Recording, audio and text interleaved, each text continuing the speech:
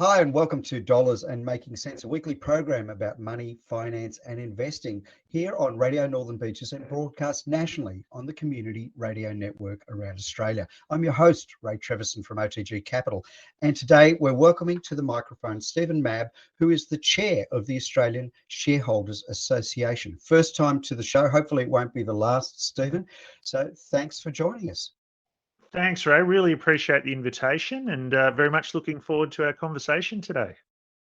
Well, you're not the first person from the ASA that I've had on the show. I've had Rachel and recently Fiona Balzo in the policy area. And I guess the more that I guess travel down this journey with the ASA, the more I keep learning about what an incredible organisation you are as a not-for-profit and all these different activities that are going on. I'm personally involved with a discussion group that I'm trying to hopefully get a few more numbers happening. But, that's, as we say, it always takes a year or two to become an overnight success. So one of those things. What I wanted to bring you onto the show today, though, to talk about is, again, around advocacy and what the ASA does. But before we do, given that this is your first time on the show, I'd like, if you could, please give the listeners a bit of an overview in your background and how you arrived at the ASA. Yeah, look, very briefly, my executive career was in the footwear industry. And along with some other Aussie guys, we created a brand that we took to the US in 2007 and built it up into one of the top 20 footwear brands in the US by 2018. And then we got a fantastic offer from one of the big publicly listed US footwear groups to buy our brand. So we sold the brand at that point in time to them.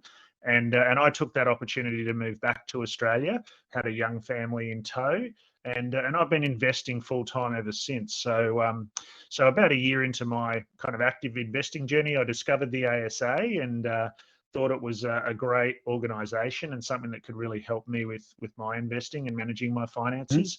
So I joined as a member, and over the last few years, I've kind of found my way onto the board, and then last year became the chair of the board. So yeah, it's a volunteer group. We're a not-for-profit. We're always looking for people to help and to be involved and be part of the community, and I've got the time to do that. So really enjoying it. I've learned a lot, and anything that I can do today to kind of share what ASA does and inform some other folks about what all the wonderful things ASA does, I'd love to help.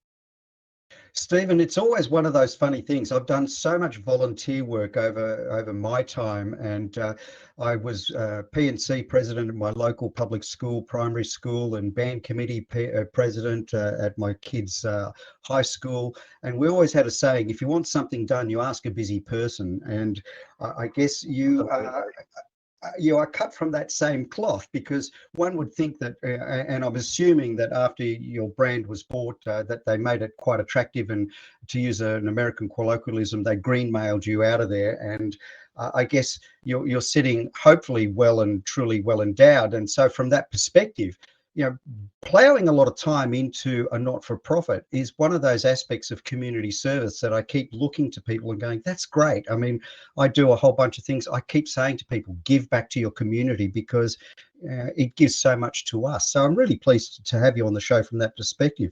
And I guess, like anything, you get involved at that ground level, then you keep, learning, as I'm learning in the ASA now, as my journey has only just started. There's so much we can contribute. So I'm really pleased to be part. I've just renewed my my membership as well, just so in case anybody's out there chasing up. But that's all handy. So Steven, what I wanted to talk about today is really shareholder activism, because there are activists and there are activists out there. And I guess given with the advent of social media, certainly in the last 15, 20 years, there can be a lot to discuss when we're talking about squeaky wheels getting the most oil. Yet I still see quiet diplomacy, and I guess turning up. I love that Aaron Sorkinism out of the West Wing. Decisions are made by those that turn up. And this is no different, isn't it? I mean, we were talking to Fiona about ensuring your vote counts, and that's what the ASA really does, doesn't it? Yeah, absolutely. And I think that's one of the unique things that ASA does. I mean, we educate our members around, ways to invest and different systems, put a lot of experts and economists and fund managers and all that kind of thing in front of our members through the course of the year. But there's lots of other organizations that you can learn about investing from as well. What's different about the ASA is that advocacy work, or that really what we call standing up for regular shareholders. There's not really anyone else out there we know of that's doing that regularly and in the concerted, and coordinated way that ASA does. So just to strip it back to kind of, I guess, first principles for a second, if you buy shares in a company, and this is in Australia particularly, it gives you the right to vote and to have your voice heard if you choose to, kind of raise your voice with the companies that you own shares in. Doesn't necessarily work if you own ETFs or listed investment companies, for example. You can't really vote your shares if you buy an ETF, and that's not a reason not to do it, just for clarity. But if you own shares in an individual company, then you can attend the AGM or you can vote online. Lots of different ways you can do this, and at least have your voice heard. And ASA tries to help you with that by in a couple of ways. Firstly, sharing with you what we think are the best practice standards from the companies that you're investing in, around how they build their remuneration for their management team, the skills that they put together, and the directors that they're proposing that you can vote for, the way that they raise capital when they come to you and say we're doing a share purchase plan or whatever it might be. So there's lots of ways that ASA kind of communicates with you what's best practice in those areas. And then even more specifically, we get into individual companies then, and monitoring what we roughly the top 200 ASX listed companies. So there'll be a representative of ASA that goes out and meets with those companies every year prior to their AGM, kind of works through what they're proposing to put to votes with their shareholders, and we'll put together what we call voting intentions from there, the way that we'd recommend you as a small shareholder vote at that company's AGM. So yeah, lot in all of that, Ray, and I'm happy to dig into any of it in more detail as we go through the conversation.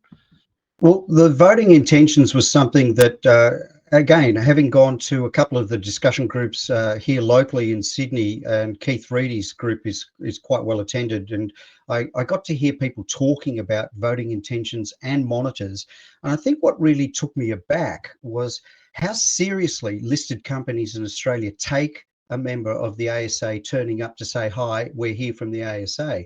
I don't think they're flippant about your presence these days, are they? No, not at all. And I think you kind of touched on it earlier when you said, part of the key here is turning up. ASA turns up at the AGMs, and the monitors will turn up and vote on your behalf if you choose, and vote the proxies, as we call them, that are allocated to us. But they'll also ask questions. They'll stand up in the meeting and they'll ask the questions that we think regular shareholders would like answered of those boards and CEOs at that once a year annual general meeting. And basically, as I said, we've got some guidelines on how those voting intentions are supposed to work, but it's complicated. And we understand it's not something that every person wants to do, right? Annual reports can be 100 or 200 or 300 pages long sometimes. They're written often in very complex, language. And it's tough for the average person to, spend a lot of time reading through each and every annual report that their companies come out with.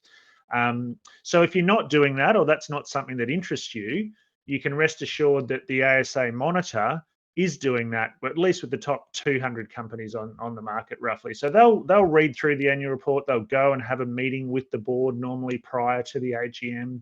And then, based on all of that, they'll put together what they think is the best way to vote as a small or a retail shareholder.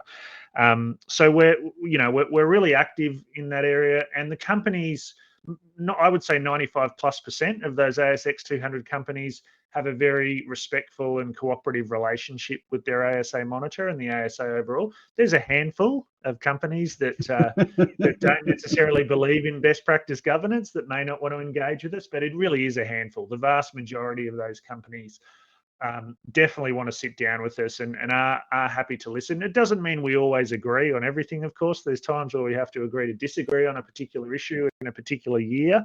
But overall, yeah, there is a really good and productive relationship there with the majority of those companies, which is great. And I guess I'm going to put in a shameless plug. And again, I let my listeners know, this is shameless plug time. But having just renewed my membership for the ASA, I've got to say it is incredibly good value for money. When I look at all the different share trading programs, I've dabbled in software over the years. I'm not a great share trader personally. I still do a little bit with my own super fund, but I'm not a huge active trader per se. But I know how much there are software packages out there that will trade options and shares and the like. Yet for $150 a year, the kind of valued reporting that I see in and sometimes I think the ASA needs to maybe promote this a little better on their website, but it's hidden in the bowels of the website. But there's some really good reporting that helps decipher these 200-300 page annual reports, brought back down to 2 or 3 condensed pages, I think, of good plain speak. I mean, there still is some financial market jargon there, but I think it still is able to crystallize and synthesize some thoughts that I think Fiona put it well, mum and dad investors. And I think from that perspective, I'd always plug a membership to the ASA, because if you're just starting out, or even if you are a seasoned investor, some of the resources that are available for not a lot of money, I just shrug my shoulders and go, wow, that's good, darn good value, don't you think? Yeah, absolutely. Look, most of the people that I've spoken to, when I introduce the ASA and what we do to them and their investing, of course, think it's fantastic. So look, our biggest problem is probably awareness. There's just a lot of people that don't necessarily know about the ASA. Once you do discover it, the vast majority of our members renew every year because they do see that value. So I'm glad that's been your experience as well. And yeah, there's literally thousands and thousands and thousands of hours that the monitors put in every year to monitoring those 200 companies and then putting together what they think is the right way to vote if you own shares in that company. It's not something you could do yourself, and it'd certainly cost you a lot more than $150 if you had to hire someone to do it all for you. Oh yeah. So yeah, And it is great value. And I think it's worthy to note as well, Stephen, that other than the paid admin staff that's sitting at HQ, all of these monitors are volunteers. They're doing this for nothing. And I think that's an incredible service that is provided that I think adds a tremendous amount of value. There's nothing in it for them other than, I guess, self-satisfaction that I guess holding companies to account, that sounds a bit too punitive. It sounds a bit too pugilistic, but I'm really trying to look at it from, I think value adding. If shareholder meetings, if the AGMs, and if they see a good advocacy group turning up, I think boards will sharpen their game as well, don't you?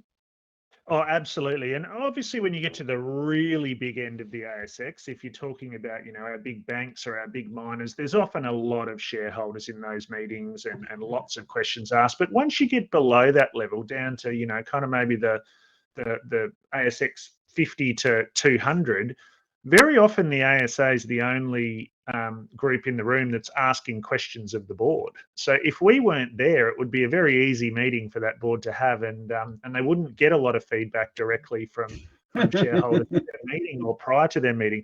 I mean, the big proxy advisors obviously meet with them behind closed doors. And they're kind of voting on behalf of your big super funds or your big sovereign wealth funds, for example, but they're not really public, and those questions often don't get asked in public. So that's what ASA does for you that's a little different. We get up in public at the AGM and ask the questions in a respectful way. And from there, you can decide as an individual shareholder whether you're happy with the responses or whether you're happy with the position or the direction that the company's heading. We don't give you investment advice. We don't tell you should or shouldn't invest in a company. We just try and clarify for you what the company's doing and how that might be affecting your interests as a retail shareholder, and you can make your decisions from there about whether you think that's a place that you want to continue to invest or not. And I think, the couple of really key things that we do well and we've done well for a very long time is looking at the remuneration structure of the company. So how are the managers being incentivized? Is their bonus structure aligned with you as a shareholder and their staff, for example? It's very complex. There's a lot of grey in that. But overall, really what we're trying to do is say, is this a reasonable amount of money that they're being paid, and what they're bonused or incentivized on, is it fair? Is it reasonable? Is it aligned with the other stakeholders, or is it very self-serving? And then the second thing we do is really dig into the board. Does the board and the directors have the right skills, in our opinion, for the company that they're leading? Are the directors overworked? Because often you'll get cases where there's directors that have possibly got too many jobs, and when you have a crisis like we did in the COVID period, for example, can be very difficult to fulfill all your responsibilities if you're sitting on too many boards, for example. So they're the kind of things that we'll dig into, and we'll ask questions, and then again we'll put voting recommendations to you based on that analysis. Wonderful. Well, look, we're just about time for a break right now. You're here on Dollars and Making Sense on Community Radio Network around Australia and Radio Northern Beaches. And we're going to go for a short break, and we'll be right back. Hi, and thank you for listening to Dollars and Making Sense, a weekly radio program about finance, money, and investing on Radio Northern Beaches and nationally on the Community Radio Network around Australia. The views, comments, and opinions aired during our program should not be construed or viewed as financial advice. Any commentary is general advice only and does not take into account your objectives, financial situation, or needs. You should consider whether the advice is suitable for you and your personal circumstances. If in doubt, you should contact an authorised licensed financial planner. We welcome questions and feedback, and you can get in touch with us via our blog, social media channels, or email. Please search for Dollars and Making Sense in your favourite podcast platform, or check out our blog at otgcapital.com.au/blog.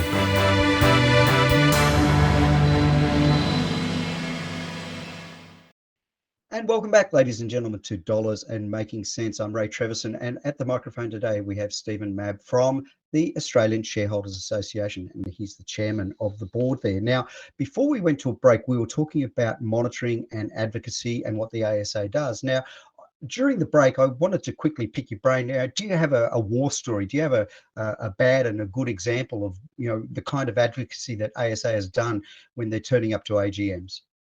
I do, yeah. I'm a monitor myself. I'm based up in Brisbane, so there's a couple of Queensland-based companies that I started my monitoring journey with, and there is a good and a bad story there. So maybe if we start with the tough one, there's a company called EML Payments that was in the ASX 200 at the time, and we weren't covering them. So I put my hand up to dig into them.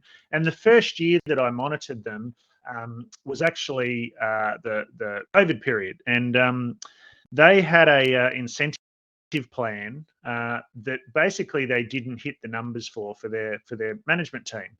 And when we questioned them on that, why they were intending to pay the bonuses out despite not hitting the metrics, they said that they were affected by COVID. It wasn't their management's fault, and that they thought it was fair to still pay the bonuses out anyway. And they'd also made an acquisition in that period, and the management team had done an incredible job with this acquisition, and they deserved to be paid their full bonuses. Now, we voted against the remuneration report that year for that reason, because we don't think you should be using discretion to pay bonuses out if you don't hit your numbers.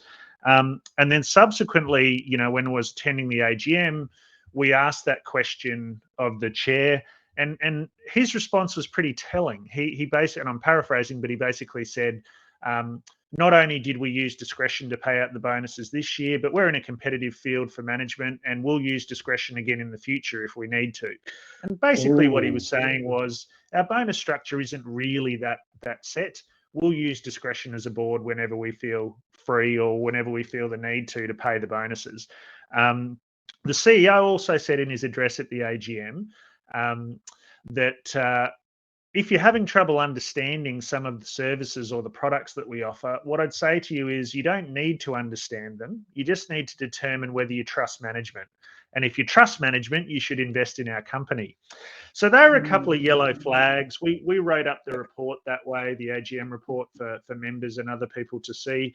And subsequently, over the next couple of years, there's been a lot of problems at that company. The acquisition that they made not long after, the Irish Central Bank announced an investigation into that company for alleged money laundering problems. That saw their Oh, share wow. price tank. The CEO that was very bold with, trusting management, he left quite suddenly. The chair that made those comments, he was voted off the board last year because of shareholder dissatisfaction, I guess, with the performance of the company. So, at the time when we put our report together, the share price was probably pretty close to its all-time high. I think it's fallen 70 or 80% since then. So that's an example where if you had followed that company and read the ASA reports, it would have at least given you cause for concern and something to think about. Now, I'm happy to say that's not common. That's not normally what happens with most of the companies we cover, but it is an example where the ASA's dug in and kind of found out something and reported on something that you may not have known without reading that information. On the flip side, another company up here in Queensland called Jumbo Interactive, they do a platform for lottery tickets, selling, the Gold Lotto tickets, for example, and they also use that platform for lots of the charity lotteries as well. So the Deaf Foundation, Endeavour Foundation, that kind of thing. That company's grown really quickly. It was started by a local guy in Queensland that ran a news agency and decided there was a better way to do it than having to come to the news agent. So he started up that company, and it's grown really, really quickly over 10 years or so. So they entered the ASX 200, I think it was at the time. It might have been the 300, in a pretty rapid period of time. And it meant that some of their board composition and their remuneration structure probably wasn't fit for purpose for that level of company. So the first year we covered them, we gave them some suggestions around how they could improve their remuneration, how they could improve the measurements or the metrics that would be more aligned with their small shareholders and more what investors of top 200 companies would be looking for. And over the next 12 months, that's exactly what they did. They improved their board. They added some new skills to the board. They changed the remuneration structure to be much more aligned with our guidelines the following year. And I'm not going to say it was all us, but that feedback, I think, was very much taken on board by them. And because they agreed that they were good suggestions, they were happy to implement a lot of that over the course of the next year or two. And that company's doing really well. It continues to go from strength to strength over the last few years as a business. So I think, there's some examples of where we get in early and help a company that's growing quickly to improve, but also where we can potentially catch things that you may not be aware of if you weren't really digging into the annual report or attending the AGM, for example. Wonderful. So look, Steven, one of the things I always like to do on Dollars and Making Sense is to leave people with a takeaway. And I guess, given that we've talked about monitoring and we've talked about advocacy today, maybe if you can leave the listeners with something that they could go to the ASA website and go for a bit of a look-see that could be of real good value for them to at least start their journey and get a bit of an idea of what ASA does, but also if they're contemplating share investing or even investing on a broader scale, maybe a nice takeaway that they could think about. Yeah, absolutely. Well, the website's australianshareholders.com.au. There's lots of great free educational info on there. But if you're interested in any of the voting or the advocacy work, you can also access all of that for free on the website. So if you go to the section called Companies We Monitor, you can then put in the name of the company or the ticker code of the company, and you can actually access those reports even if you're not a member. So if you're interested in what even they if look you're like, not a member. yeah, we released or opened that up to all investors last year. It used to be for members only, but we decided that it really was in the interest of all shareholders to make that info available, whether you're a member or not. Now, you can't be involved in the monitoring process or helping us set guidelines or all those kind of things if you're not a member, but you can read the reports now. So if you own some companies and you'd like to see what ASA is doing or recommending around how to vote and how the companies are treating you as a retail shareholder, go to the website and search that company monitor section and report. And if you're not voting, allocating your proxies to the ASA. So if you're not someone that goes to a meeting and votes all the time, you can simply write in the Australian Shareholders Association to the proxy form or the online email when you get it prior to an AGM, and rest assured that someone from ASA will be going along and voting on your behalf if it's one of those big companies that we cover. Wonderful. So look, I'll leave it to my sound editor. We lost you just a little bit there, but I'm pretty comfortable that we got the gist of what you were saying. So go to the website. There's a lot of free content. So we always love free out in the big wide world of the internet. And I guess if you leave your details, you might get the odd occasional mail from ASA, but you're not going to be spammed or anything like that. So I think it's one of those really, really cool things. I always advocate for people to go to Money Smart, for example, the government website, which I think is a tremendously good resource for free. It's a great website, and so because I run a fund myself, I say to people, look, if you don't believe me, go to an independent player. And I think the ASA, just like the Money Smart website, is a really, really good place to go. Steven, I've really enjoyed my time today. I hope you have too. Look, there are so many other things. I'd love to pick your brain about your time in America at another juncture, and how you operated in that wonderful market. I worked over there myself for many years in the software industry and really enjoyed it. They operate their companies rather differently, and maybe we can talk about governance another time, because off air we were talking very briefly about the differences in governance between here and other jurisdictions. But look, it's been a real pleasure. So thanks for being on Dollars and Making Sense, a weekly show about money, finance and investing, broadcast locally on Radio Northern Beaches and around Australia on the Community Radio Network. Steven Mabb, thank you so kindly. Thanks so much, Ray. Really appreciate the opportunity. Wonderful. Until next time.